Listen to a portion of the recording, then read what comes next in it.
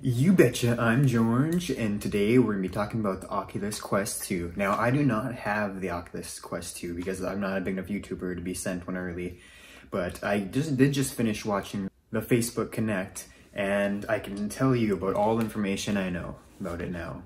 So right here is the first Oculus Quest. Now, I'm going to be talking about the differences between the Oculus Quest 2 and this original Oculus Quest. They actually stopped making these, so your only option is to get the better one, but after we're finished talking about it, you'll know for sure you wouldn't want this after the new one. So starting off, this original Quest was $400.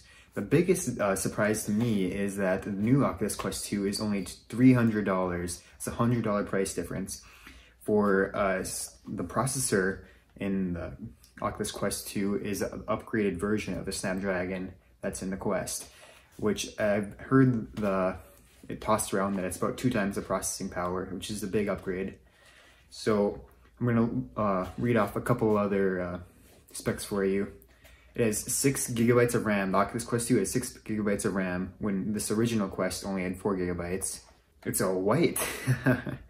The new Quest is white, which, I mean, you're not gonna be seeing anyway. It's just how it's gonna look on you. Or me if I get... Another big thing that everybody complained about was the Quest is so heavy, and they actually reduced the weight by 10% on the Oculus Quest 2, which I think a lot of people will be happy about. Me, myself, I didn't really have a big problem with that. The weight, I don't know, probably just because I have a heavy head, but... So we got a big upgrade in the resolution per eye, in the pixels per eye. So we jumped about 400 pixels per eye to, in the Oculus Quest 2, it's 1832 by 1920. So they're fast switch LCD instead of OLEDs, because the Oculus Quest had OLEDs. The only real difference is OLEDs will give you maybe like a more black or blacks, so you can distinguish colors better, but otherwise, to get those more pixels, it's fine not to go with OLED. It doesn't make that big of a difference. It's gonna be running at 72 Hertz at the start, which is the same as the Quest. So, but they actually have support for 90 Hertz for when developers actually implement that in their games, because that's what has to happen first. The developers have to put that 90 Hertz support in their games first. And also with Oculus Link, 90 Hertz will be supported in the future. Now, the battery life, they can't put a heavier battery in there because it's going to be lighter, because they went for that low weight. But it is going to have about the same battery, like 2 to 3 hours, depending on how heavy processing and playing you're doing. You could do the same thing that people did with the first Quest, where you have a battery pack strapped. Another big difference, if you see my other video about the IPD, now I talk about how important the IPD is and measuring it, they actually switched from having a specific IPD that you can switch exactly to what you want it to be, to only 3 different options. So most likely, for most people, especially, and I'm 1 millimeter off, most people won't have the exact IPD, but if it's close, it shouldn't be a big difference. And we'll see if that's a big problem in the future, but for me, it'll be a millimeter off, so I think it'll be fine. But if you're in the middle, because there's, looks like there's 5 millimeters, so if you're about right in the middle there, you might notice it more, so I might feel bad for whoever, if your IPD is stuck in the middle of the 3 options. Also, we're gonna talk about the redesigned controllers. I can put it up on my green screen, but you see here, this is the the Oculus Quest controllers. They redesigned them so that they're wider, so you have like a thumb rest where it also detects if your thumb is placed down or not, which is nicer. And it also had changed the battery. So this is the battery thing right here. It slides off like that.